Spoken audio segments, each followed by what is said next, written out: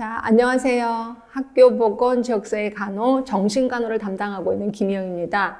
자, 우리 1차 모의고사가 엄청 쉬웠었던 것 기억하실 거고요. 2차 모의고사는 반면에 너무 어려웠다라고 얘기하시는 분들도 꽤나 있으시더라고요.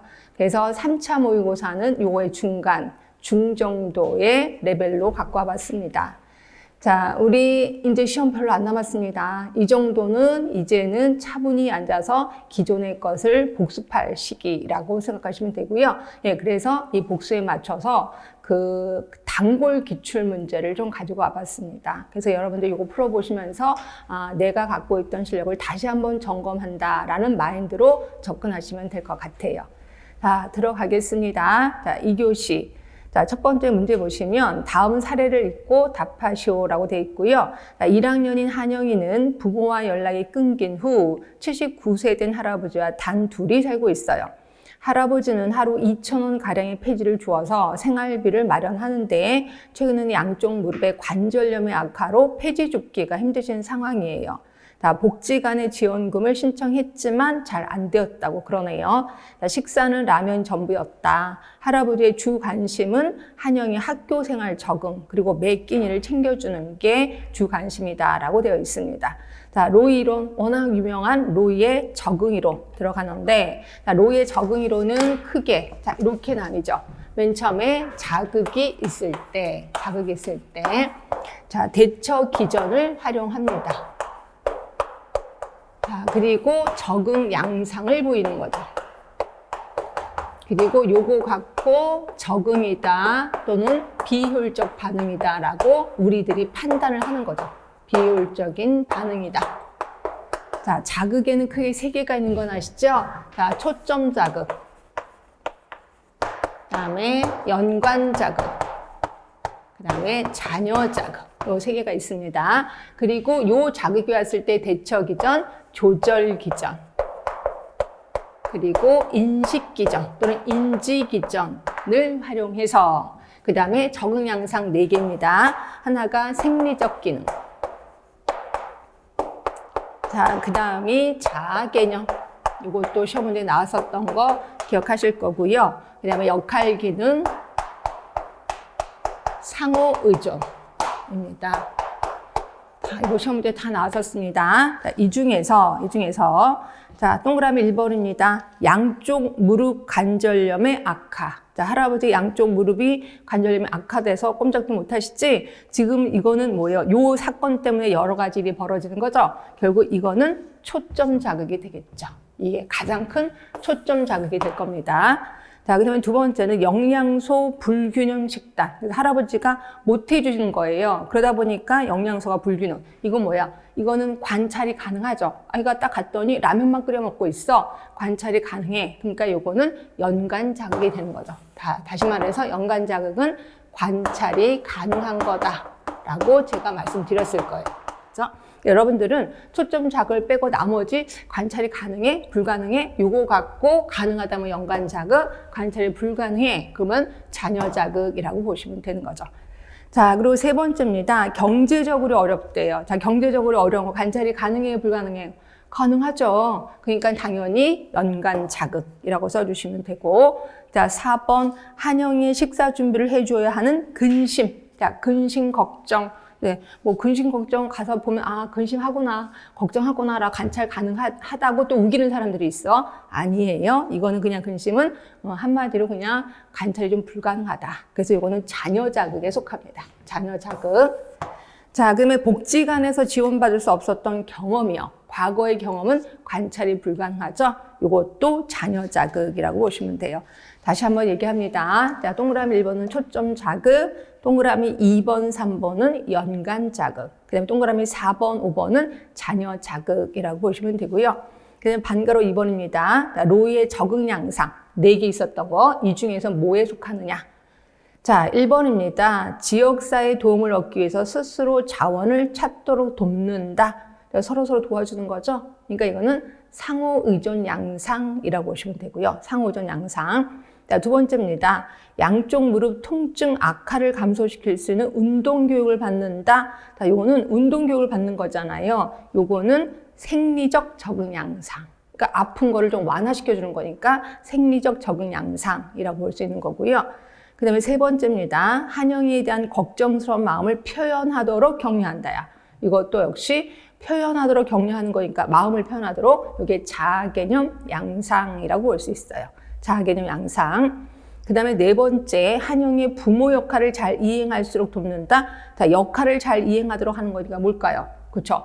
역할 기능 양상이라고 볼 수 있습니다. 역할 기능 양상. 그 다음에 다섯 번째, 자, 한영이의 학교 생활 적응을 위해서 교사의 지지를 얻도록 격려한다. 자, 교사의 지지를 얻도록 격려하는 거니까 교사를 찾아가서 뭔가를 얘기를 하겠죠. 그러니까 이거는 상호 의존 양상이 되겠죠. 그래서 이 반가로 2번은 여러분 감으로라도 좀 잡을 수 있는 능력을 좀 키워주셔야 됩니다. 다시 한번 얘기를 할게요. 동그라미 1번하고 5번은 상호 의존 양상. 어떤 자원을 찾거나 또는 선생님을 찾아가서 뭔가를 얘기하는 게 상호 의존 양상이구나. 그리고 지금 아프니까 아픈 걸 좀 완화시켜. 이거는 생리적인 적응 양상이구나. 그리고 동그라미 3번에 걱정스러운 마음을 표현하도록 격려하는 거, 이거는 자아개념이라고 보시면 되고, 또 4번은 대놓고 나왔잖아요. 부모 역할을 잘 이행한다 그랬으니까 역할 기능 양상이 있구나라고 느껴지실 겁니다. 결국 1번은 그렇게 어려운 문제는 아니구나 생각하시면 되고요. 자, 그 다음에 3번으로 넘어갑니다. 자, 3번. 우리 정신건강평가 중에 야호다, 엄청 유명한 사람, 마리 야호다라는 사람이 자 모두 6개를 제시했죠. 이 6개가 있다 없다에 따라서 있으면 정신건강이 좋은 거고 없으면 정신건강이 황폐한 거다 이렇게 표현했었습니다. 그래서 기억번부터 비읍번까지 했는데 요거하고 보기 2번의 상황하고 연결을 하라는 거예요. 뭐 이런 것들은 당연히 누워서 떡 먹기라고 보시면 되고요. 자, 일단 기억번에서부터 비읍번까지는 제가 읽을 필요는 없죠. 우리 다 아는 거니까. 자, 보기 2를 볼게요. 보기 2를 보고 이게 어디에 속하는지 감을 좀 잡으시면 돼. 자, 새로운 사람과 우정관계를 이루고 만족스러운 집단 생활을 하는 것을 의미한대요. 여기 뭐야? 새로운 사람과 우정관계, 그리고 만족스러운 집단 생활. 우리 새로운 사람, 또 그러니까 새로운 사람 또는 집단. 이게 뭐예요? 환경이죠, 환경. 결국 환경에 잘 적응을 하는 거죠. 요거를 환경에 지배당하느냐, 환경을 지배하느냐. 요겁니다. 얘는 A번은 환경의 지배가 되겠죠. 자, 이거 모르셨다면 얼른 외워주셔야 돼. 집단 생활이나 새로운 사람 모두 환경이구나. 이렇게 생각하시면 되고요. 그 다음 B번입니다. 개인이 주의를 어떻게 파악하고 그리고 그에 대해 어떻게 움직이는가 하는 거를 의미한대. 내 주변의 상황을 파악하고 난 이렇게 해야 되겠다라고 하는 거. 그럼 어떻게 파악하고? 이게 뭐예요? 현실 지각이지? 현실 지각. 그죠? 10번입니다. 자기 자신을 하나의 인간으로 수용하고 자기 인식을 통해서 스스로 욕구와 행동에 대해서 인지하고 자신에 대해서 어느 정도 객관성을 유지하는 것을 의미한대요. 자기 자신을 하나의 인간으로 수용해 그리고 스스로 욕구와 행동에 대해서 인지하고 나의 욕구는 이거구나, 내가 원하는 건 이런 거구나 라고 하면서 그거에 대해서 무조건 하려고 하는 건 아니고 어느 정도 객관성을 유지하면서 나는 요 정도는 할 수 있을 것 같아 라고 하는 거. 이게 뭐예요? 자신에 대한 긍정적인 태도입니다. 긍정적인 태도. 그러니까 결국 내가 하고 싶은 게 너무 많아. 근데 내가 분명히 할 수 없거든? 그런데도 막 무리를 해. 그러면 자신에 대해서 부정적인 태도가 이루어지는 거죠. 근데 자기를 객관적으로 보는 거야. 그래서 이 내 꿈은 이렇게 크지만 내가 객관적으로 볼 때 그렇게 이걸 할 수 없을 것 같아 라고 해서 약간 목표를 수정하는 거. 이거는 자기 자신에 대한 긍정적인 태도다 라고 보시면 됩니다. 자, D번이에요. 자, 로저스는 이를 충분히 기능을 하는 개인이라고 하면서 충분히 기능을 하는 개인이라고 하면서 이를 추구한 사람의 7가지 필수적 성격 특성을 제시했어요. 자, 이게 뭐냐면 성장, 발달, 자아 실현이야. 결국 자아 실현에 7가지 특성이 있습니다. 뭐 현실을 직시하고 미래에 살지 않고 과거에 얽매이지 않고 이렇게 7가지 특성이 있거든요. 그거를 제시하는 사람이 로저스라고 보시면 되고 이건 하여튼 성장, 발달, 자아 실현. 자, 2번입니다. 개인의 내적 외적 갈등과 역동, 기분과 조절 사이의 균형을 이루고 겉으로 표현되는 것과 내적으로 억압되는 것 간의 균형을 이루는 것. 겉으로 표현하고 내적으로 뭔가 어때요? 균형을 이룬다 그랬잖아요. 그럼 균형을 이룰 만한 단어가 뭐가 있을까? 네, 통합이겠지 뭐. 통합입니다. 통합. 그 다음에 F번입니다. 자기의 결정, 행동, 사고, 감정 등에 대해서 개인 스스로가 책임을 지는 거. 내가 한 거는 내가 스스로 책임져. 이게 뭐예요? 그죠? 자율성이죠? 자율성. 네. 자, 다시 한번 정리합니다. 기억번에 자신에 대한 긍정적인 태도는 네, 보기 2번에서는 C가 해당이 되는 거고요. 성장, 발달, 자아 실현은 D가 해당이 되죠. D. 그 다음에 통합은 E, A, B, C, D, E. 그 다음에 자율성은 F. 현실 지각하면은 요게 B가 해당이 되는 거죠. 그 다음에 환경의 지배는 A. 이렇게 답을 써주시면 됩니다. 자, 그 다음에 6번입니다. 우리 가족에 관련된 이론 알고 계시죠? 가족에 관련된 이론 중에서 일단 체계 이론이 있었고, 체계 이론. 그 다음에 두 번째가 구조 기능 이론 있었습니다. 그 다음에 세 번째가 상징적 상호작용 이론 있었습니다. 상징적 상호작용 이론. 그래서 요 지금 3개만 나와 있습니다. 가족 체계, 구조 기능, 상징적 상호작용 이론. 자, 체계 이론하고 구조 기능 이론은 그러니까 거의는 아니지만 비슷한 게 있다라고 표현했고, 어떤 게 비슷하냐면 가족은 자, 국가 또 사회의 하위 체계다 얘기를 했고, 가족의 또 하위 체계도 있죠. 결국 가족을 하나의 체계로 본 거는 똑같아요. 체계 이론이나 구조 기능 이론이나 가족을 국가 사회의 하위 체계로 본 건 똑같습니다. 자, 그런데 체계 이론은 자, 이거죠. 요거 기억하시죠? 자, 뭔가가 들어가고 그 다음에 변환 과정을 거쳐서 뭔가가 나와. 그리고 이게 피드백이 된다. 결국 성장과 발달에 관심을 갖는 거예요. 그래서 계속해서 주변 환경에 발빠르게 움직이고 그 다음에 목표를 향해서 끊임없이 노력하고, 이거를 우리 체계 이론이라고 봤고요. 결국 가족의 성장과 발달에 신경을 쓰고 있는 게 체계 이론. 그런데 비해서 구조 기능 이론은 뭐냐면, 자, 국가 사회의 하위 체계가 가족이다. 그래서 자, 가족이 조직이 잘 돼 있어. 가족의 구조가 잘 돼 있어. 그러면 기능도 잘할 것이다 라고 보는 거죠. 자, 가족의 구조, 엄마, 아빠 있고 딸, 아들이 있어. 이 집안 가족의 구조 잘 돼 있는데 그러면 기능도 잘할 거다 라고 보는 거죠. 이렇게 다시 말해서 성장, 발달에는 관심이 없다 라고 보시면 돼요.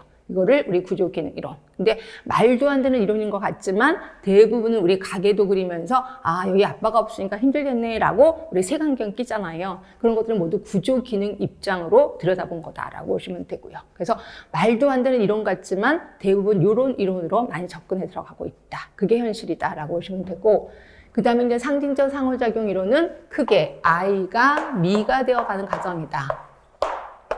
아이는 주관적인 자아, 미는 객관적인 자아라고 표현했고요.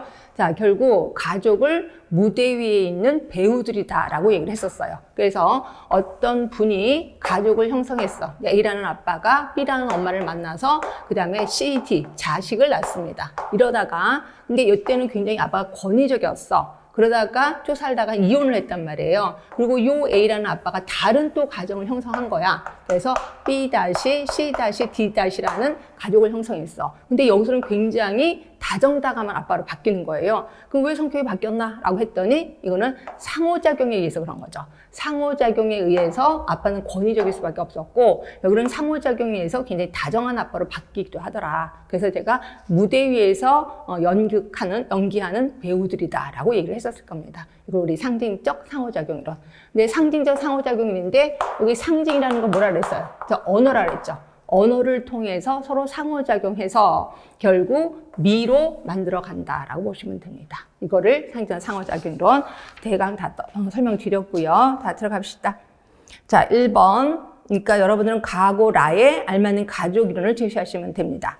자, 1번. 가족 구성원들 간의 상호작용에 대한 개인의 중요성을 강조하고, 힌트 다 나왔네. 상호작용 딱 나왔네. 가족의 역할, 갈등, 의사소통, 의사결정 등의 가족 내 내적인 과정에 초점을 둔다. 내적인 과정에 초점을 두는 거 두 번째 힌트입니다. 이게 뭐예요? 상징적 상호작용 이론. 결국 얘는 내적인 거에 포커스를 둔 거예요. 그런데 비해서 얘는 외적인 거죠. 그죠? 겉으로 보기에 아빠가 없네? 힘들겠는데? 라고 하는 거죠. 이거는 외적인 거예요. 외적인 거. 그러면 얘는요. 체계이론은 내적이기도 하고 외적이기도 해. 왜냐하면 가족 간의 상호작용에도 신경을 쓰고 가족이 하나로 뭉쳐서 외부 체계하고도 상호작용에 신경을 쓰고 있거든요. 그래서 얘는 내적이기도 하고 외적이기도 하다라고 보고 있습니다. 하여튼 여기에서 힌트 2개 다 나왔습니다. 그래서 1번의 답은 상징적 상호작용이론. 자, 2번째입니다. 가족의 역할 구조, 권력 구조, 가치 체계, 의사소통 양상, 상호작용 구조 등에 중점을 두고. 그럼 여러분, 상호작용 또 나왔나요? 그럼 상호작용인가? 설마. 한번 보겠습니다. 가족 구성원이 사회와 상호작용하면서 사회 통합에 어떻게 기여하는가에 관심을 둔다. 여러분, 제발 요 글자에 너무 얽매이면 안 돼. 자, 사회와 상호작용한다 그랬어. 그리고 힌트는 요거네요. 사회 통합에 어떻게 기여하는가에 관심을 두는 거야. 결국 사회라는 커다란 상위 체계에 가족이 어떻게 통합을 하느냐. 어떻게 통합해야 되겠어요? 가족의 구조가 잘 되면 통합도 잘 될 거 아니에요. 네, 이건 구조 기능 이론이에요. 그러니까 여러분들은 단어 자체에 포커스를 둬서 무조건 상징적 상호작용이 아니라 여기에서 키포인트는 사회 통합에 어떻게 기여하느냐. 그러니까 사회에 어떻게 가족이 기여하느냐, 구조가 잘 돼 있으면 기능도 잘할 것이다 라고 본다는 거죠. 이게 구조 기능 이론입니다. 자, 3번째, 가족을 구성원 개개인들의 특성을 합한 것 이상의 실체를 지닌 집합체로 본다. 이거 어디서 들어본 기억 나시죠? 자, 개개인의 구성원, 가족이 4명이야. 그러면 1 플러스 1 플러스 1 플러스 1은 4의 기능을 발휘하는 게 아니라 그 이상의 힘을 발휘한다. 왜? 시너지 효과 때문에. 이거는 뭐예요? 체계 이론이죠. 그래서 이거는 가족 체계 이론. 그럼 여러분들은 꼭 그럴 거예요. 구조 기능 이론도 체계 이론으로 보고 있잖아요. 그런데 체계 이론으로 보고 있는데 그런데 요 말은 안 했거든요. 그래서 시너지 효과 때문에 그 이상의 힘을 발휘한다라고 보는 걸 가족 체계 이론이라고 했고 구조 기능 이론은 그냥 국가의 하위 체계다 이렇게만 얘기했지 그게 굉장히 큰 힘을 발휘한다 이런 말은 안 했거든요. 그래서 큰 힘을 발휘했다라고 한다는 거는 체계 이론으로 가신 겁니다. 자, 4번째입니다. 가족 구성원 간의 다양한 내적인 관계뿐만 아니라 가족과 사회와의 관계를 강조한다. 또한 가족 사회의 연계 및 가족 강화를 통한 사회 체제 안정에 주안점을 두고 있대. 자, 거시적 관점으로 가족이 사회 통합에 어떻게 기여하는가를 초점을 둔다. 네, 2번째 단어는 힌트가 확실히 주어진 거고 첫 번째는 사회 체계 안정에 주안점을 두고 있는 거야. 항상 구조 기능 이론은 사회가 제일 주목이야. 그러니까 사회가 제일 큰 거야. 국가가 제일 큰 거고 거기에 가족이 어떻게 기여하느냐, 어떻게 관여를 하느냐 이걸 포커스를 두는 거죠. 결국 얘는 첫 번째 문장인 사회체제 안정 그리고 2번째는 사회통합. 네, 이게 구조기능 이론이라고 보시면 됩니다. 그래서 가족 이론은 조금 어렵긴 하는데 자꾸 보다 보면 또 이게 이해가 되거든요. 다시 한번 얘기합니다. 자, 방가로 1번은 상징적 상호작용 이론. 자, 그 다음에 2번하고 4번은 구조기능 이론. 3번은 체계 이론이라고 써주시면 됩니다. 자, 그 다음에 8번 들어갑니다. 학교보건법이 그러니까 법 자체가 너무 많이 나와서 이것도 한번 갖고 와봤습니다. 학교보건법 14조의 3에 특히 요새 코로나19 때문에 감염병이 엄청 유명하잖아요. 그래서 그거에 대해서 문제가 나올까봐 감염병 예방 대책의 마련에 대해서 좀 갖고 와봤습니다. 이건 법을 그대로 갖고 온 거라서 그중에서 가로 넣기를 한 겁니다. 자, 보시면 가로 가는 해당 학교에 감염병이 걸렸거나 의심이 되는 학생 교직원이 있는 경우 즉시 누구를 경우해서 누구에게 보고해야 된다. 자, 일단 보고해야 되는 사람은 누굴까? 여기에 보건교사 이렇게 대답은 나오지 않겠죠. 항상 보고의 의무가 있는 사람은 학교장입니다. 결국 가번은 학교장. 자, 학교장은 학교에 감염병이 걸렸거나 의심이 되는 학생 교직원이 있으면 즉시 누구에게 보고해야 되냐면 최고는 교육부 장관이에요. 근데 바로 교육부 장관까지 가지 않겠지. 그 전에 교육감을 경유합니다. 교육장 아닙니다. 결국 나번은 교육감. 교육감을 경유해서 다번 교육부 장관에게 보고해야 된다. 이렇게 되어 있습니다. 자, 시행령 22조의 이 감염병 예방 대책의 마련에 그것도 한번 보려고요. 자, 감염병 발생 현황에 관한 정보 등 대통령으로 정하는 정보란 자, 사군 감염병이 국내에 새롭게 발생하거나 국내에 유입된 경우 또 같은 법 질병관리청장이 고시한 감염병에 대해서 자, 거기 가시면 이상, 그러니까 라의 예보 또는 경보가 발령된 경우 해당 감염병에 관한 다음 각호의 정보를 말한다. 그래서 이거예요. 그러니까 예를 들어서 감염병이 생겼어. 그럼 이거를 보고를 하는데 이런 정보를 알려줘야 된다는 거죠. 어떤 정보를 알려줘야 되냐면 1번, 2번, 3번, 4번의 정보를 알려줘야 돼. 근데 이것도 평상시는 아니고요. 이런 상황일 때. 그러니까 어떤 상황이냐면 지금 상황이죠. 지금 상황이 뭔데? 주의요, 주의. 그러니까 예보도 있고 중대경보도 있는데 주의 이상의 경보 또는 예보가 발령이 됐어. 그러면 이런 것들을 다 공개를 해야 됩니다. 자, 1번. 자, 바번입니다. 바번. 요거는 뭐냐? 감염병명이요. 그러니까 감염병의 이름. 감염병 이름. 명이고요. 그 다음에 이거는 좀 외워두시는 게 좋습니다. 두 번째는 감염병의 발생 현황 또는 유입 경로. 어떻게 들어왔는지. 지금 코로나19 한번 걸리면 이거 다 하잖아요. 유입 경로 이런 거. 그리고 세 번째 보시면 감염병 환자 등의 발병일, 진단일, 이동 경로, 이동 수단, 접촉자 현황.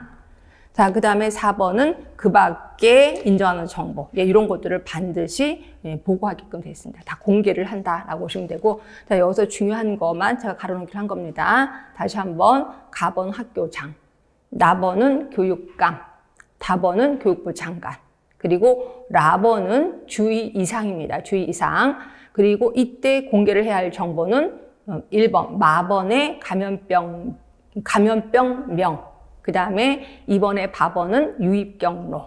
나머지 이동수단, 접촉자 현황 다 공개를 해야 된다라고 보시면 되고요. 자, 그 다음에 9번입니다. 자, 9번은 불안에 대해서 얘기를 하고 있는데 혹시 불안 수준 알고 계시죠? 자, 불안 수준은 제일 처음이 경증. 자, 그 다음에 중등도 불안. 그 다음에 중증 불안. 그 다음에 공황장애가 있습니다. 그래서 우리 맨날 그랬잖아요. 경증이면 차라리 괜찮다. 약간 긴장한 거기 때문에 이럴 때는 주의 집중이 오히려 잘 된다. 그래서 우리 시험 보러 갈 때 약간 긴장한 상태, 이때는 오히려 더 좋다라고 표현했고, 중등도로 가면서 이제 실수할 확률이 좀 높은 거죠. 그래서 중등도 정도의 불안을 느낀다면 시험장에서 엉뚱한 오답을 정답이라고도 때릴 수도 있다라고 얘기를 했고요. 중증은 조금 더 심하고 공황장애는 뭔지는 아실 겁니다. 하여튼 요 네 가지 중에서 얘기를 하고 있는데, 자, 9번 보겠습니다. 하늘이는 시험을 마친 후 불안을 호소하고 그래서 보건실에 왔대요. 자, 보건교사가 학생을 사정한 결과 다음과 같이 나왔다 그러네. 이 하늘이의 불안 수준에 대해서 좀 어느 수준이냐 이걸 좀 얘기하라는 거죠. 그리고 보기에 가나 다라 마가 있는데 여기에 각각의 불안 수준을 제시해라 라고 되어 있습니다. 자, 일단 하늘이 상태 볼게요. 자, 지각 영역이 좁아져서 선택적인 부주의가 있는 상태래요. 선택적인 부주의 하니까 이거는 경도 불안은 아닌 것 같은 느낌이 들어야 돼. 약간의 불안이 있고 발안이 있고 근육의 긴장, 불평, 논쟁 등의 행동이 보인다. 자, 집중력이 약해지고 오랜 시간 집중하는데 어려움을 느끼고 있다라고 돼 있거든요. 요게 중증 불안은 아닌 것 같지? 그죠? 경증도 아니고. 네, 맞아요. 중등도 불안입니다. 중등도 불안. 자, 그럼 보기 볼게요. 가번입니다. 자, 이 정도의 불안은 학습을 동기화시키며 성장과 효율성을 오히려 가져옴으로 유용하다. 뭐예요? 경증 불안이지? 경증 불안. 자, 나번입니다. 대화는 짧고 단순하고 이해하기 쉬운 문장으로 말하는 것이 효과적이다. 요게 중등도 불안일 때 좋습니다. 그래서 중등도 불안일 때는 말을 길게 하면 애가 굉장히 혼란스러워. 그래서 간단하게 여기서 좀만 쉬자, 좀만 잠자자 이런 식으로 해서 약간 명령 비슷하게 해주는 게 좋습니다. 자, 답번에 보시면 혼자 있게 하면 더욱 불안이 증가할 수 있으므로 함께 있는 것이 기본이다. 여긴 중등도는 아닙니다. 이건 중증입니다. 중증. 그 다음에 라번. 자, 만약 하늘이가 주제에서 벗어난 대화를 한다면 다시 주제로 돌아오도록 대화 기술이 필요하다. 예, 요거는 중등도. 예, 중증에서는 다시 주제로 돌아오게 하기가 힘들어요. 그래서 다시 주제로 돌아오도록 대화 기술이 필요한 거는 중등도 불안이라고 보시면 되고요. 자, 벤조다이아제핀계. 이거 뭐죠? 자, 요 약을 먹을 만하면 이거는 공황 수준이지. 공황 수준. 예, 그래서 다시 한번 얘기합니다. 가번은 경증, 그리고 나번하고 라번은 중등도, 그 다음에 다번은 중증, 마번은 공황 수준이라고 보시면 되고요. 결국 지금 하늘이에게 해당되는 거는 나하고 라만 해당이 됩니다. 네, 그렇게 해서 보시면 되고, 그 다음에 10번 가겠습니다. 자, 10번은 이거는 가계도 얘기가 나오고 뭐 이런 거 나오네. 혹시 그거 아시죠? 두발. 두발의 가족의 단계. 자, 두발이 얘기한 겁니다. 두발이라는 사람이 가족 단계를 얘기했었을 거고요. 모두 8단계를 얘기했을 거예요. 자, 1단계는 가족의 시작. 처음 결혼을 한 거죠. 그러니까 두 부부만 있는 시기라고 보시면 되고요. 그 다음에 2단계가 양육기죠. 양육기. 그러니까 양육기는 큰아이. 여기서 기준은 큰아이입니다. 장자입니다. 큰아이가 태어나서 0살이 되면서 2.5세가 될 때까지. 2.5세면 30개월을 얘기하는 거고요. 이걸 우리 양육기라고 한 거고. 그 다음에 세 번째가 학년 정기. 자, 학년 정기고, 그러니까 얘가 2.5세서부터 시작해서 학교 들어가기 전까지니까 6세. 여기서 말하는 건 만 나이입니다. 만 나이. 자, 그 다음에 네 번째가 이제 학년기가 되는 거죠. 학년기는 초등학교 시절이라고 보시면 돼. 6세에서 13세. 13세니까 한 중학교 1학년, 2학년까지 만 나이라고 제가 분명히 말했습니다. 그 다음에 5번은 청소년기. 자, 청소년기 하면은 13세에서 20세까지를 얘기하는 거고요. 그 다음에 이제 진수기가 옵니다. 진수기는 큰 아이가 집을 떠나는 거죠. 그러니까 장자가 이제 뭐 결혼을 했든 대학을 갔든 군대를 갔든 하여튼 장자가 집을 떠난단 말이에요. 집을 떠나서 마지막 아이가 집 떠날 때까지. 마지막 아이가 집 떠날 때까지를 진수기라고 하는 거고요. 이때는 부모님이 좀 싱숭생숭하시겠네요. 그쵸? 그 다음에 7번째는 중년기. 자, 중년기는 마지막 아이가 집 떠나서 시작을 해서 그 다음에 이제 은퇴할 때까지. 그래서 이때는 만약에 아빠가 회사를 다녀, 그리고 애들은 다 떠났어. 엄마 혼자 집에서 빈둥우리 같은 이런 현상이 일어나기도 한다. 이렇게 보시면 되고, 이때 새로운 뭘 해야 되겠어? 새로운 뭐 내가 뭔가 다시 운동을 시작하든지 이런 걸 좀 해야 되겠구나라고 생각하시면 되고, 8번은 이제 노년기가 되는 거죠. 자, 노년기는 은퇴해서 그 다음에 이제 사망할 때까지를 얘기하는 거고요. 요때는 가장 큰 게 돈이, 수입이 줄어들겠죠. 은퇴를 했으니까. 그래서 수입이 완전히 제로가 되는 거죠. 수입이 감소가 되고, 이때 체력도 엄청 많이 떨어질 겁니다. 이렇게 보고. 자, 여기에서 우리 양육기 하면은, 이때는 애기, 양육에 대해서 좀 신경을 써야 되겠구나 하시면 되고요. 그 다음에 학년 정기, 얘도 양육에 대해서 신경 쓰는데, 요때 부모님들이 약간 권태기 비슷하게 일어난다라고 했고, 그래서 아빠는 회사 나가면 그놈의 집구석에 들어가기 싫고, 엄마도 나는 이제 좀 사회생활 하고 싶다. 이럴 때. 그래서 좀 가족의 전체 엄마 아빠가 좀 멀어지는 상태를 우리 학년 정기라고 표현했고요. 이때 아이는 혹시 사회생활 일어날까 안 일어날까요? 일어나지. 왜냐면 유치원, 또 유아원 이런 걸 가잖아요. 그래서 사회생활이 일어나지만 양육은 그대로 있는 상태라고 보시면 되고, 학년기가 온 가족의 건강 상태가 가장 좋을 때가 학년기입니다. 그죠? 그래서 아이는 학교에 가고, 이때 집안에 이제 규칙을 슬슬 만들기 시작하는 거죠. 그래서 뭐 집안에 어떤 가운도 만들고, 그죠? 이런 거를 우리 학년기라고 하는 거고, 청소년기 하면 감이 잡히시죠? 이 청소년기니까 어느 날 갑자기 큰아이가 엄마 인사해 내 딸이야 이러면서 자기 자식을 데려오는 경우도 있어. 정말 충격적으로. 우리나라는 아직 없겠죠. 외국 같은 데는 그런 경우가 있다라고 보시면 되고요. 그죠? 자, 이렇게 해서 한번 쭉 훑어봤고, 이때 혹시 그 할머니, 할아버지가 돌아가실 때가 언제일까? 할머니, 할아버지가 돌아가실 때가. 그렇죠? 이때도 돌아가실 수도 있지만 요즘 오래 사시잖아요. 그럼 진수기, 중년기 요때 이제 그 조부모님이 돌아가실 확률이 좀 높으신 거죠. 조부모님의 사망이 있을 수 있는 거고, 설마 노년기 때 돌아가시진 않겠지. 그렇죠? 그래서 조부모님의 사망이 요때. 그러니까 요때 돌아가시기 전에 딱 돌아가시는 게 아니라 병원도 왔다 갔다 하니까 약간 샌드위치 세대에 좀 끼어 있다. 엄마 아빠가 제일 힘들 때다라고 보시면 될 것 같아요.